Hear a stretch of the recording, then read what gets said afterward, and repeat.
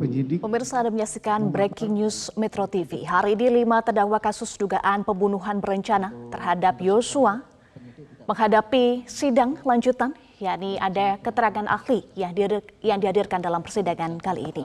Ada dua ahli yang sedang diperdengarkan keterangannya. Yang pertama adalah ahli balistik Arief Sumirat dan yang kedua adalah ahli poligraf Adi Nugrianto Al-Roshid.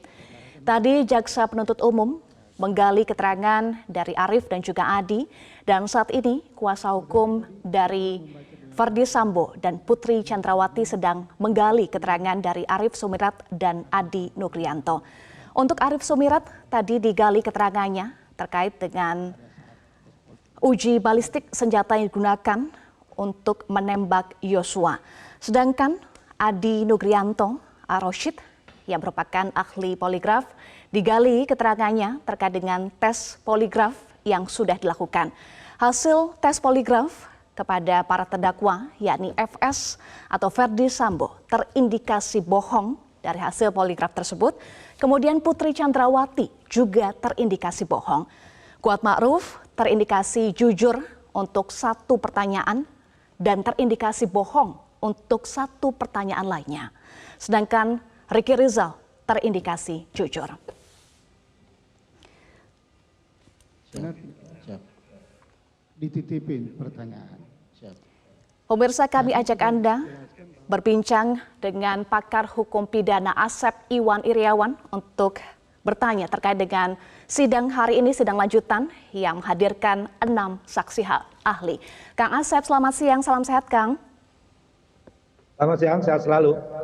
Baik, Kang Asep yang saat ini sedang digali keterangannya oleh jaksa penuntut umum dan juga kuasa hukum dari para terdakwa adalah ahli balistik dan juga ahli poligraf. Nah, bagaimana Kang Asep melihat kenapa ahli balistik dan juga ahli poligraf dihadirkan pertama untuk agenda sidang hari ini yang menghadirkan ahli?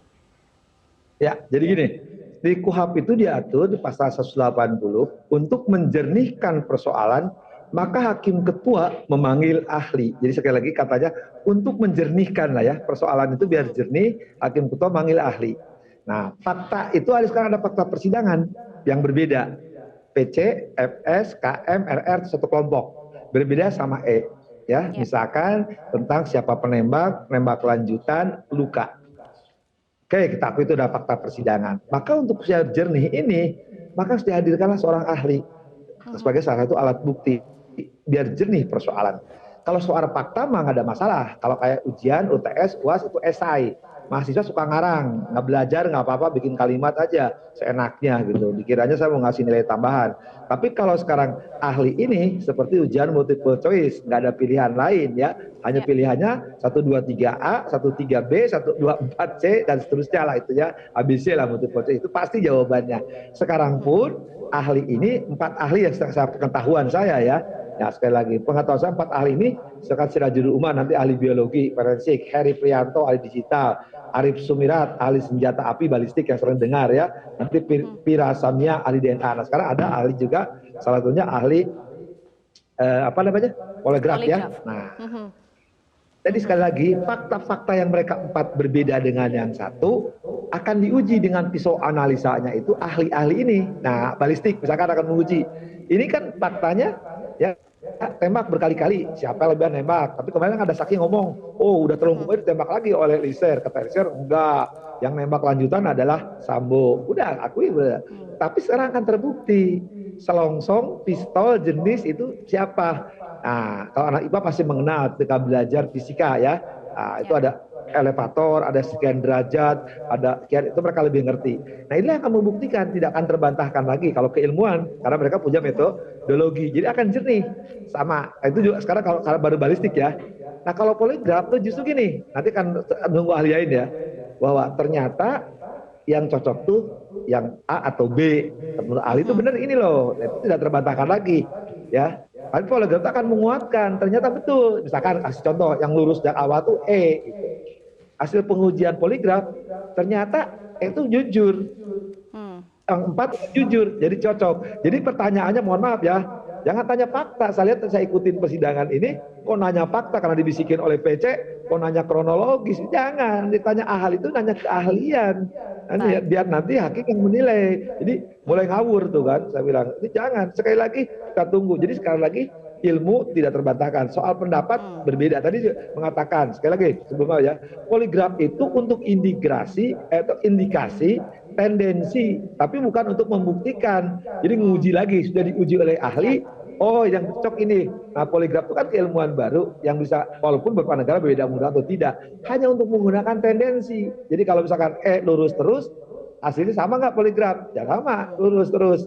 Ya. Nah, jadi tapi tidak membuktikan mutlak. Ya. Jadi kalau sekarang ada pertanyaan apa dikait dengan fakta, itu ngawur banget tuh pertanyaannya. Baik. Artinya keterangan ahli ini untuk menjernihkan perkara dan juga untuk menguji keterangan para terdakwa yang berbeda-beda ya, Kang Asep? Betul, tepat. Karena gini, kan sekarang berbeda. Nah, kan tadi tembakan berapa kali, ya? Nah, terus kemudian luka belum ya, kalau forensik belum muncul ya. Nah, balistik ini jelas membuktikan jenis senjata, jenis selongsongan. Nah, barusan ada pertanyaan agak sedikit betul ya. Serpihan yang ada itu jenisnya tepat, tapi kalau jenis yang tersisa itu menyangkut paten. Kalau paten itu kan sesuatu ya yang ditemukan ya, itu yang milik orang yang tidak boleh diekspos, itu harus bayar gitu kan, karena ada cipta, paten, merek. Nah, kalau jenis longsong itu paten ya.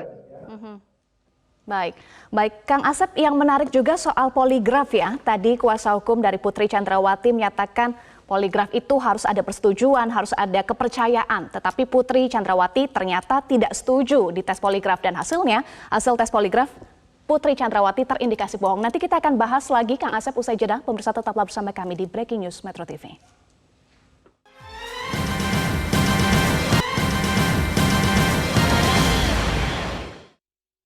Gelombang cat, blocking, dan lain-lain. Bisa tolong ahli jelaskan blocking itu artinya apa? Jadi blocking itu kalau istilah menyebutnya apa ya? Jadi cat itu naik turun, kemudian ada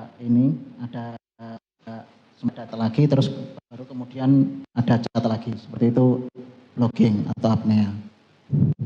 Jadi itu menunjukkan jantung atau pernapasan. Untuk pernapasan. Khusus untuk pernapasan. Jadi tersengal-sengal atau bagaimana itu artinya blocking itu? Atau di luar kebiasaan? Blocking dalam hal ini yang kita lakukan analisa adalah blocking pada saat terperiksa menjawab pertanyaan yang berkaitan dengan kasus. Ya. Bagaimana saudara mengetahui bahwa BAP yang saudara baca itu yang sebenarnya? Apakah saudara membaca ada kejadian perselingkuhan di dalam BAP tersebut? Saya tidak membaca ada perselingkuhan di situ di perkara beliau. Hanya semata-mata karena titipan penyidik saja. Siap. Nama penyidiknya siapa, saudara ahli? Yang memberikan titipan pertanyaan itu? Ada. Iya, siapa? Ini sudah di persidangan terbuka.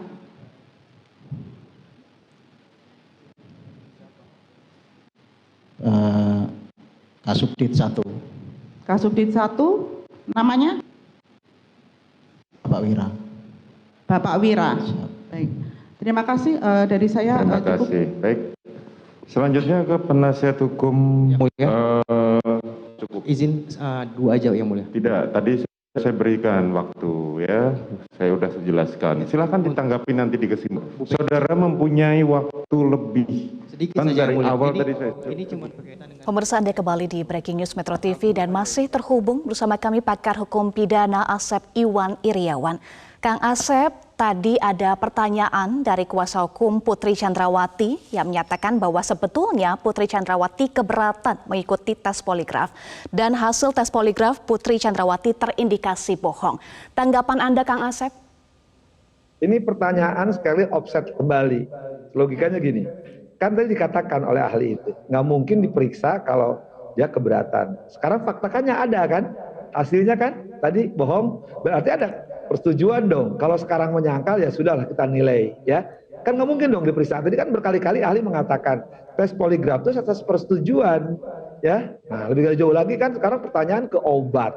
Kemudian lagi menanya tadi, betul, saya kira setuju, benar poligraf. Pertanyaan itu pasti harus berkaitan dengan penyidikan. Kalau penyidik menitip pertanyaan ya justru logis. Jadi arahnya seolah-olah loh menjebak. Tidak. Justru tadi saya katakan kan ada yang berbeda, ya. Nah, ketika berbeda diuji oleh ahli. Tapi bukan poligraf yang terakhir, ya. Oh, ini memang sejak awal juga bohong. Hasil poligraf juga hanya mendukung hasil poligraf. Kan pertanyaan sebelumnya pernah ditanyakan oleh penasihat hukum yang sama tentang alat bukti poligraf itu ketika dulu jaksa ditanyakan. Lalu sekarang dia tidak konsisten gitu. Artinya apa? Berarti tidak memahami ilmu poligraf gitu, ya. Saya yang bodoh aja paham kok.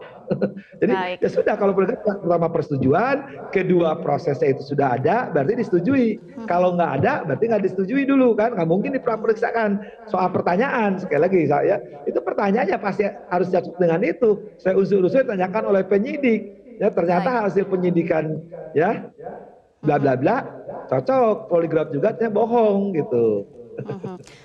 Jadi boleh, Baik, alasan, ya Kang Asep, alasan dari kuasa hukum bahwa kenapa poligraf Putri Chandrawati terindikasi bohong karena Putri Chandrawati tidak percaya dengan tes poligraf. Ya lagi pula kan poligraf bukan alat bukti, ya. Sekali lagi saya katakan, poligraf itu untuk tendensi, ya sekali lagi indikasi. Ya kalau nggak ada masalah kan. Yang kita juga semua juga hakim bisa nggak percaya keterangan mereka sebagai terdakwa gitu kan, ya.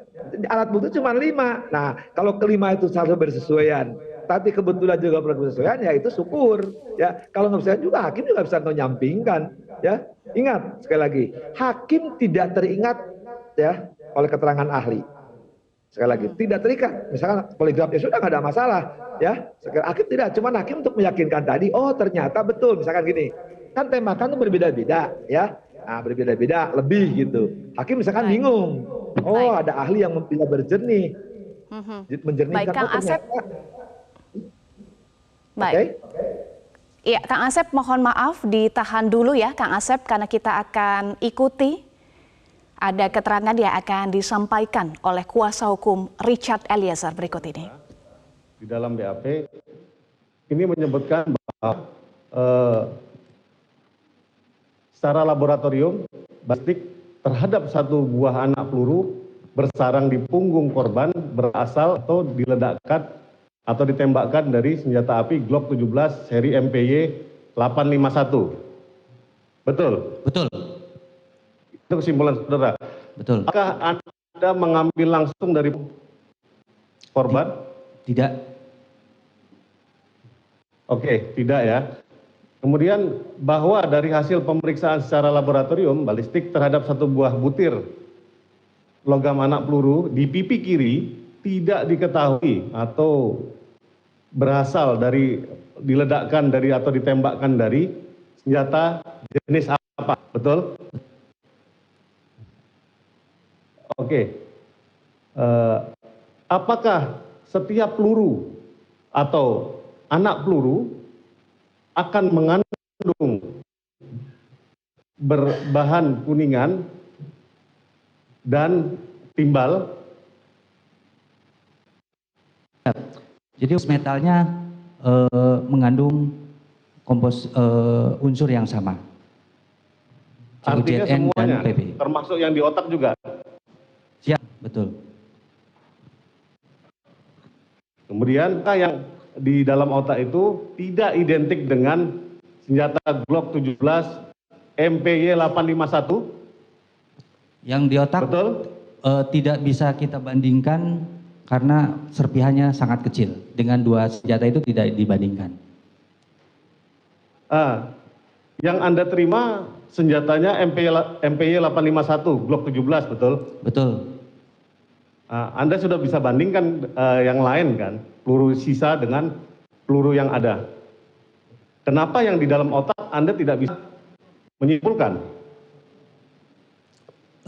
Yang di otak, di jaringan otak itu karena bentuknya sangat kecil, jadi kita tidak bisa bandingkan ke dua senjata yang akan dibandingkan. Bentuknya sangat kecil, sekitar 2 mili. Kalau kami boleh menyimpulkan, apakah kalau kami boleh menanyakan, kami ulangi, kami menanyakan kembali, jika ada senjata lain yang bisa dibandingkan, apakah ahli bisa menentukan bahwa yang di otak itu milik senjata lain? Tidak bisa.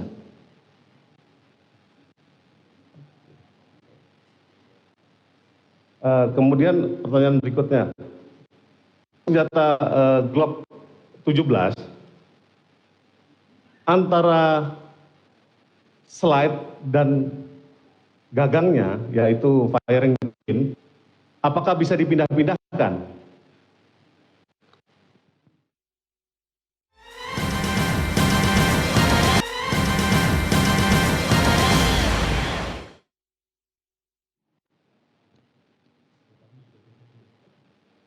Menurut ahli, menurut kalian ahli, apakah TKP yang ahli temukan tanggal 12 itu keadaannya baik atau sudah dibersihkan, rusak?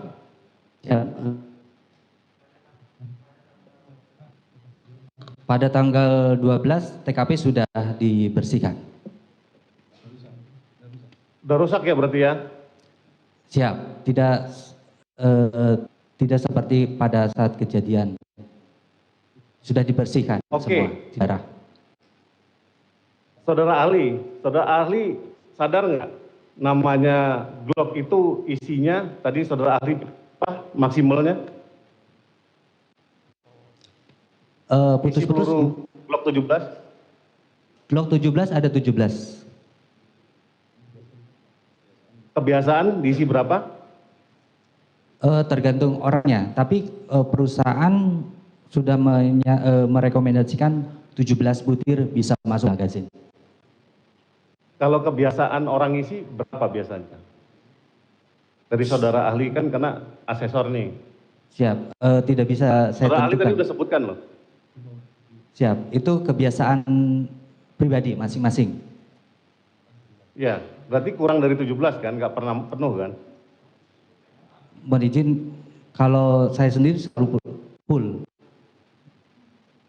Karena direkomendasikan tadi 17. ahli bilang katanya nggak full. Siap, betul. Itu kan ditanya pribadi, Betul, ya? hal pribadi. Nah itu kalau Ya. pribadi saya. Nah, kenapa kok bisa berbeda pernyataan ahli? Pemirsa, Anda kembali di Breaking News Metro TV. Yang Anda saksikan saat ini adalah pihak dari kuasa hukum Richard Eliezer sedang menggali keterangan dari dua ahli yang dihadirkan hari ini, yakni ahli balistik Arief Sumirat dan juga ahli poligraf Adi Nugrianto Ar-Rasyid. Dan ditanyakan oleh kuasa hukum Richard Eliezer terkait dengan TKP tanggal 12 yang disampaikan oleh ahli Arief Sumirat, TKP sudah rusak. Saat ini masih digali beberapa keterangan termasuk soal senjata yang digunakan untuk membunuh Yosua. Kami akan ajak Anda kembali terhubung dengan pakar hukum pidana Asep Iwan Iriawan. Kang Asep, tadi kita membahas soal poligraf dan tadi ditanyakan oleh kuasa hukum dari Putri Chandrawati dan juga Ferdi Sambo terkait dengan pertanyaan dari poligraf tersebut. Nah, sebetulnya pertanyaan dari poligraf sesuai aturannya atau dari tes poligraf itu hanya disusun oleh ahli poligraf saja atau juga melibatkan penyidik sesuai dengan aturannya, Kang Asep, bagaimana? Oke, kalau penyidik kan menanyakan perbuatan itu. Ya, misalnya untuk saksi dia lihat, dia dengar, untuk terdakwa apa yang dia lakukan. Itu titik, itu bicara yuridis. Nah, kan dari keterangan terdakwa, keterangan saksi, itu fakta-fakta itu udah ada. Nah, akan disesuaikan dengan yang lain, hanya di situ. Nah, sekarang ada yang namanya poligraf untuk tes kejujuran. Ya, pertanyaan itu bisa digunakan di situ, tapi strukturnya tadi katakan oleh ahli, itu ahli poligraf yang menentukan. Ya, kalau pertanyaan boleh, misalkan ini yang paling gampang tadi kan ramai perselingkuhan. Ya, mungkin di BAP mengatakan iya atau tidak. Poligraf bisa iya atau tidak, tapi struktur menentukan perselingkuhan adanya justru di ahli. Ya, sekali poligraf itu kan seperti apa? Masukin sesuatu ke mesin, nanti keluar gitu, itu aja kok kan, ya. Tapi itu tidak menentukan, sekali lagi ya, yang menentukan yang tadi di BAP yang suka ditanyakan sekarang sama atau tidak, yang dianggapnya fakta di persidangan, ya. Jadi sekali lagi hasil poligraf tidak mengikat hakim. Kalau hakim yakin saksi atau saling berhubungan, dikuatkan ahli, misalkan oh dia bersalah, oh dia harus bebas, hasil poligraf dia jujur. Oh, kejujuran ini benar, bebas. Oh, dia tidak jujur, harus dihukum. Jadi itu sebenarnya test case-nya itu. Jadi kalau gini lah, sederhananya. Ya, saksi satu lain bersesuaian dengan ahli, kan 185 ayat 6 itu kesesuaian saksi satu dengan lain dengan alat bukti, ya, latar belakang. Nah, inilah penting. Di latar belakang kalau tukang bohong masih bohong terus. Jadi 185 ayat 6 itu ditulis harus memperhatikan latar belakang, ya, kalau dia sebagai saksi. Nah, kalau sedang bohong masih bohong terus. Nah, oleh poligraf tendensi itu, indikasi itu bisa dibaca gitu. Baik, artinya hasil poligraf ini tidak mengikat, tetapi bisa digunakan sebagai pertimbangan ya, Kang Asep? Itu bukan hanya dominan, ya, itu hanya ya sekian persen lah gitu, tapi bukan pertimbangan yang sangat menentukan perbuatan itu. Baik. Ya. Kang Asep, tadi kita juga bisa saksikan di layar bahwa dipisah ya, 4 terdakwa, Ferdy Sambo, Putri Chandrawati, Kuat Ma'ruf, dan juga Ricky Rizal, satu kelompok, sedangkan Richard Eliezer terpisah. Nah, tanggapan Anda bagaimana, Kang Asep? Apakah keputusan untuk memisahkan 4 terdakwa dengan Richard Eliezer yang merupakan justice kolaborator adalah keputusan yang tepat? Harus sejak awal begini, bukan disatukan. Mereka disatukan 3 itu kan, ya. Harusnya ini aturan dari undang-undang konvensi internasional yang kita ratifikasi, kemudian di undang-undang LPSK ya pasal 5 pasal 10 ya, yang baru juga perubahannya ya. Itu mengatur terpisah pemeriksaannya, bahkan ya bisa dengan kalau istilah sekarang kan Zoom, dulu itu istilah telekonferensi ya. Jadi di ruang yang lain sekarang istilah Zoom, Google Meeting dan semuanya. Jadi terpisah. Emang itu aturan yang sebenarnya. Seperti hakim tidak konsisten kan, harus kenapa nggak sejak awal ini dilakukan? Bahkan kemarin saya bilang kalau hakim mau konsisten lagi, ya sudah jejerkan dulu 5. Kalau 5 itu sebenarnya lebih memungkinkan, jejerkan 5, malah lebih senang lagi. Kan dia Eliezer ya untuk menguji nih dikasih poligraf jujur apa enggak atau terbuka enggak, Sambo Eliezer didampingi oleh PC, itu mungkin lebih menarik lagi. Tapi ya mungkin permintaan LPSK persidangan terpisah, tapi terhambat oleh medianya, wawancara kan agak terhambat ke media, tapi sekarang agak lancar. Tadi saya lihat pertanyaan dari pengacara Eliezer bukan, tampaknya dia mengerti tentang senjata gitu kan. Jadi yang menarik ada pertanyaan yang sangat menarik, ada peluru kecil yang di otak itu yang menarik justru pancingan dari Eliezer, bahwa sebenarnya saya bisa tebak nih pengacara Eliezer akan menyatakan ada peluru yang berbeda dari di Eliezer, kan ada tidak bisa diiniin, bahkan ditanyakan lagi sudah 2 hari walaupun sudah dibersihkan dari penyidik kan tanggal 12. Saya kira agak jeli tuh pengacaranya yang nanya tentang tadi itu, bagus tuh pertanyaan justru untuk membuktikan ada peluru lain yang tidak dimiliki oleh senjatanya Eliezer. Arahnya ke sana ya. Jadi kalau misalkan tadi mempertanyakan poligraf selingkuh tidak selingkuh, ya ngapain dong dakwaannya pembunuhan? Baik, masih terus digali ya oleh kuasa hukum Richard Eliezer, termasuk juga ada dugaan peluru lain ya. Persidangan masih berlangsung, masih kita akan ikuti bersama ya, Kang Asep. Terima kasih pakar hukum pidana Asep Iwan Iriawan sudah bergabung bersama kami di Breaking News Metro TV.